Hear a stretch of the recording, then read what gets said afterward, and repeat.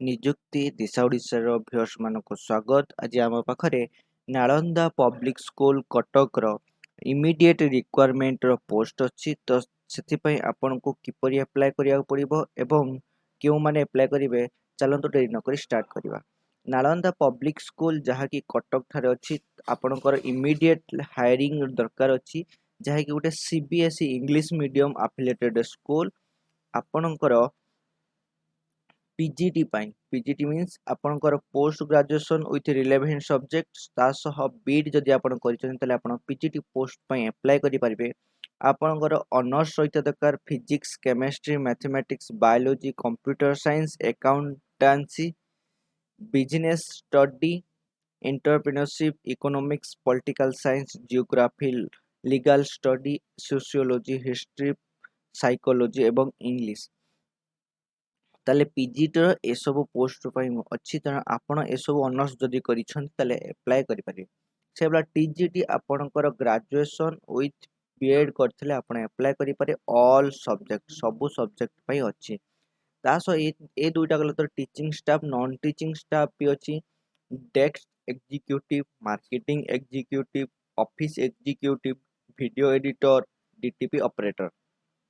DTP ପାଇଁ ଆପଣ English, Hindi, Odia, mathematics, scientific representation ଆପଣଙ୍କୁ ଦେବା ଦରକାର। ତ ସେଥିପାଇଁ ଆପଣ କିପରି ଆପ୍ଲାଏ କରିବେ? ପ୍ରଥମତଃ ଆପଣ ଆପ୍ଲାଏ କରିବେ ନିଜ ରିଜ୍ୟୁମ୍ ସହ ଆପଣଙ୍କର ଟୋଟାଲ ଡକୁମେଣ୍ଟକୁ ଆଟାଚ୍ କରିକି ଆପଣଙ୍କର ଦୁଇଟି ଇମେଲ୍ ଆଇଡି ଦିଆଯାଇଛି। ଦୁଇଟି ଇମେଲ୍ ଆଇଡିରେ ଆପଣ ଏଥିରେ ଆପ୍ଲାଏ କରିପାରିବେ। ଯେଉଁଥିରେ ପ୍ରଥମ ହେଉଛି କିମ୍ବା ତଳେ ଦିଆଯାଇଛି ଯେଉଁ କଣ୍ଟାକ୍ଟ ନମ୍ବର ଦିଆଯାଇଛି, ତଳେ ଯେଉଁ 3ଟି କଣ୍ଟାକ୍ଟ ନମ୍ବର ଦିଆଯାଇଛି, ସେ 3ଟି କଣ୍ଟାକ୍ଟ ନମ୍ବରରେ ମଧ୍ୟ ତାକୁ ଆପ୍ଲାଏ କରିପାରିବେ। ଦେନ୍ ଆସିବା ସେକେଣ୍ଡ ମେଥଡ଼ କି ଏଠି ଦେଖନ୍ତୁ, ଯଦି ଆପଣ ତାଙ୍କ ନିଜର ୱେବସାଇଟ୍ କି ଆସିବେ, ୱେବସାଇଟ୍ରେ ତାଙ୍କର ରିକ୍ୱାରମେଣ୍ଟର ନୋଟିସ୍ ଦିଆଯାଇଛି, ଯାହାଫଳରେ ଏଠି ଆପ୍ଲାଏ ନାଓ ଉପରେ ଯଦି ଆପଣ କ୍ଲିକ୍ କରିବେ, ତାହେଲେ ଆପଣ କ୍ଲିକ୍ କଲେ ଆପଣଙ୍କର ଏଠି ଆପଣଙ୍କ ନାଁ, ଫୋନ୍ ନମ୍ବର, ଇମେଲ୍ ଆଇଡି,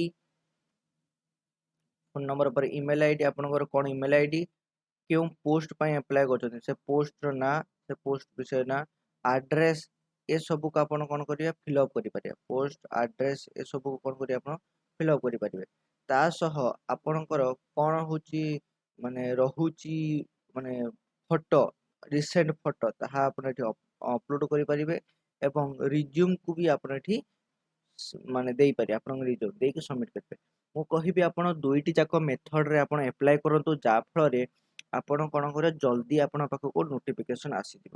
ଏବଂ ସବୁ ଭିଉୟର୍ସ ମାନଙ୍କୁ ମୋର ଏତିକି ରିକ୍ୱେଷ୍ଟ, ନିଜ ନିଜର ଡିଷ୍ଟ୍ରିକ୍ଟକୁ ତଳେ କମେଣ୍ଟରେ ଆପଣ ପିନ୍ କରନ୍ତୁ ବା କମେଣ୍ଟସ୍ ଦିଅନ୍ତୁ, ଯାହାଫଳରେ ମୁଁ ସେଇ ଡିଷ୍ଟ୍ରିକ୍ଟର ହିଁ ଭିଡ଼ିଓ ଆଣିବା ପାଇଁ ଆପଣଙ୍କ ପାଖକୁ ଚେଷ୍ଟା କରିବି। Thank you. ଜୟ ଜଗନ୍ନାଥ।